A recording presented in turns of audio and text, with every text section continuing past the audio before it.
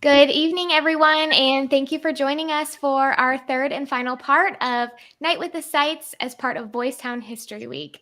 My name is Gabby, joined with three other special guests from several of our Boys Town affiliate sites, and we're going to go through and talk about the history of each site as well as highlight some of their programs and special qualities. So, thank you all for joining us this evening.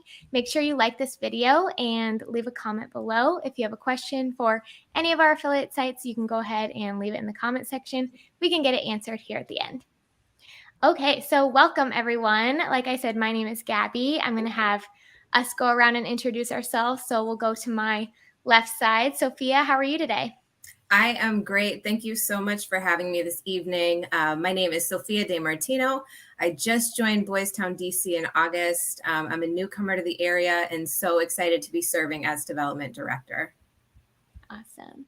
And then up in the corner there, we have James. Hi, James. Hi everyone. Thanks for having us. My name is James Howell. I am the development director for Boys Town, Louisiana, and we are located in New Orleans, Louisiana.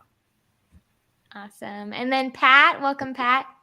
Hi, everybody. I'm Pat Garcia. Thank you for having me on the show tonight. I'm the executive director for Boys Town, Iowa, and we serve families in about 66 of the 99 counties in Iowa. So we're excited to talk about Iowa tonight. Awesome.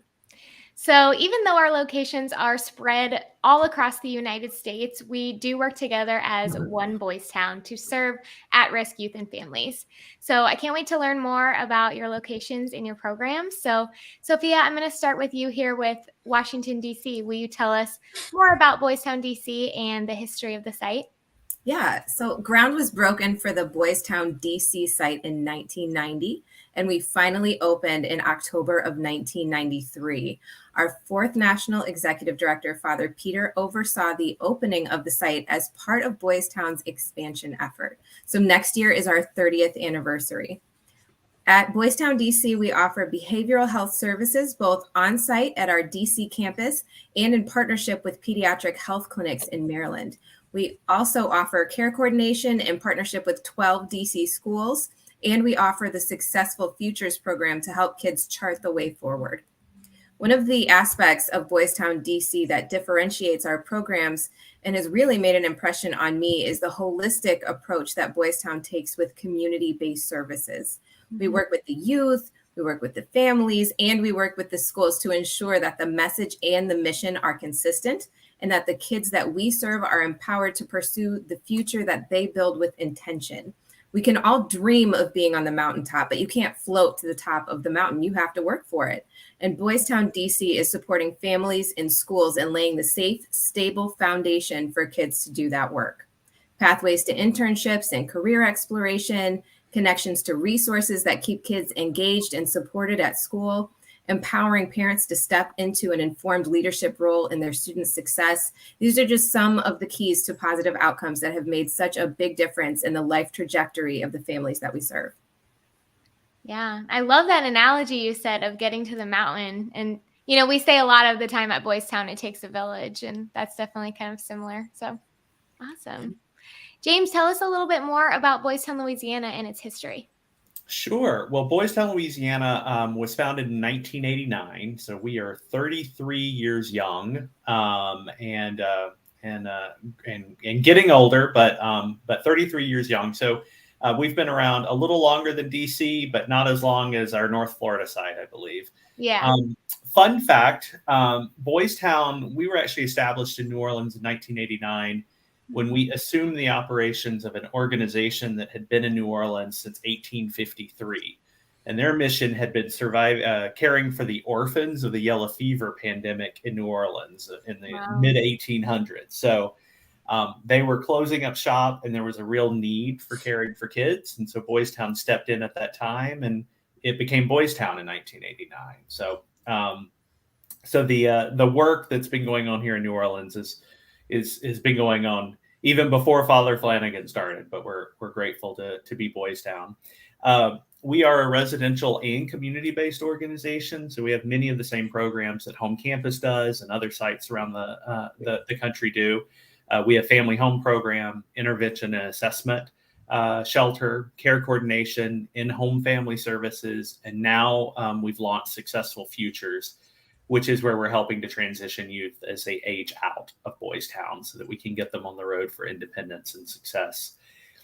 Unlike my colleagues at other Boys Town sites, we have two distinctions. One is we are the only residential program that does not have a campus. Mm-hmm. Yeah, our homes are actually spread out across the greater New Orleans area. So they look like every other home in the neighborhood, whereas traditionally Boys Town has a campus with homes that all sort of look alike and are clustered on a cul-de-sac or on the same street. And we're really spread around the city, which in some ways can be really good because it puts our homes in the middle of the community. So we're able to engage with neighbors and our community, but certainly creates challenges when kids all go to different schools and you don't have the next door neighbors who understand the challenges or understand the needs. So that's one distinction. The other distinction is that we are actually the only Boys Town site that operates an early Head Start readiness program. And that was founded in 2015. And so we partner with several 4-star educational centers and provide more than 160 0 to 3-year-olds with full day early childhood instruction, daycare. But we take early Head Step model a step further, and we actually wrap our care coordination services around the family because we want to make sure that as that child is growing, as they're developing a strong foundation, that the child's family is supported and also developing a strong foundation. And so for us in New Orleans, that's one of the best ways that Boys Town can provide preventative services for families from the very beginning. Mm-hmm. Yeah. And that's something I think is so special that we've really been able to highlight this History Week is, sometimes when people just think of Boys Town in our Nebraska location, they think of the residential home program, but there is so much else that Boys Town does across the board, such as that is very unique to our organization. So I'm glad you could touch on that. Pat, will you tell us a little bit more about Boys Town, Iowa and its history? Yeah, so Iowa started in 1989 too, but it took a different trajectory. It actually started to look at in-community services. It was the pilot for in-home. So it was taking what we learned in our campus setting and wrapping that village around a child and then taking it into other towns, other villages, other communities, and seeing how we could take that science and do the same thing with families, keeping kids in their own homes and keeping families whole. So yeah, we've been doing that since 1989. We actually serve about 2,500 kids, community-based only in Iowa. We don't have a residential. We do have 16 beds that are allocated to Iowa kids on home campus. I help navigate those rates and those negotiations for services, but it is separate from my milieu. We also have a new program, and it's Boys Town Science. It's called On the Way Home, and it's a reentry service. So we are the largest provider of that and have taken it into Iowa and are serving kids coming out of other residential programs and reintegrating them back into their communities. So we're pretty excited about that too. That's about 250 kids a year. So, wow. Yeah, that's awesome. Yeah. Thank you. Yeah. And Pat, I know something special about you that, some people watching might not know, and that is that you yourself are a Boys Town alum. Will you tell us a little bit about that? Yeah. So I graduated in 1985, so that tells you how old I am. But I was an 8-year-old boy that came from Albuquerque, New Mexico. I was actually helped to get to Boys Town with a Catholic priest and a juvenile probation officer. So yeah, I mean, Boys Town saved my life. I actually was headed down a negative stream of gang and violence at 8 years old. So if it wasn't for Boys Town, I wouldn't be here today. So and how special for you to come back and to now serve as one of our leaders here at Boys Town, Iowa. That is a huge testimony to, the special impact Boys Town has had on you. Well, actually this is, I guess, my current role, but I actually was a family teacher too on campus with my wife for 7 years. Yeah. So it made such an impact how people gave unconditional love, right? That's what I would say is probably the most powerful thing Boys Town has, is the unconditional love and commitment to that love to children, right? Right. That's embedded in the fibers of me because of growing up at Boys Town. And so I really enjoy being able to give back to kids and families. Mm-hmm. Well, gosh, you just answered my next question. I wanted to go around and ask you, what's your favorite part about your role? So Yeah. that's a wonderful answer. Well, thank you. Sophia, in the brief time you've been with us, you've done a fantastic job. So what have you loved about Boys Town so far? So this is work that I'm truly passionate about as someone who aged out of the foster care system myself. Yeah. My job is to build a community of supporters who make the work that we do possible. Every day I get to go out and tell the story of Boys Town, which is really the story of how everything can change for a child when they're uplifted by the community. So my favorite part of working in development for Boys Town DC is meeting new people and finding the programs, the services, and the stories that are the most meaningful for them. I love a good story. And sometimes when you're in the midst of it, people forget that what they have overcome, what they have achieved is truly so incredible. Boys Town has been foundational in some really phenomenal stories of overcoming challenging situations, just like the one Pat just shared. Yeah. James, what's your favorite part? How long have you been at Louisiana? I don't know if about 3.5 years. So, but I was never a family teacher, and I'm learning that at Boys Town, you really earn your keep if you've served as a family teacher at some point in your career. Not a family teacher yet, but 3.5 years. And I'd say there's two things that actually jump out to me. What I really love. One is every day I feel like I learn that Boys Town does something else. Right. What? We do that? We've been doing that? How did I not know that? And so I think for me, it's fun just to be able to sort of learn and understand the breadth and depth of what Boys Town does. And then secondly, and similar to what Sophia said, is, we do amazing work and we have real solutions. And there are people in the community who want to have a role in changing a community for the better, but often don't know how. And so being able to be that matchmaker, being able to introduce them to solutions Boys Town has, that's a lot of fun, and makes it work rewarding, very rewarding. Yeah. Yeah. And, of all your locations, we've got Iowa, DC, New Orleans, very geographically different places that, sometimes have a lot of the same needs among our kids. So, I'd love to hear more about why are Boys Town programs so needed in the communities that you serve. Sophia, if you'd like to start. So many of the children and families in this area are dealing with some hard situations. Poverty, food insecurity. I think it's pretty well known that DC does not have a lot of super affordable housing, substance abuse, other challenges. These can all derail both educational progress and overall well-being. So the programs that we offer are creating real impact for kids in this community, helping to reduce truancy, providing critical resources, and supporting them in achieving their goals for the future. And James, what about New Orleans?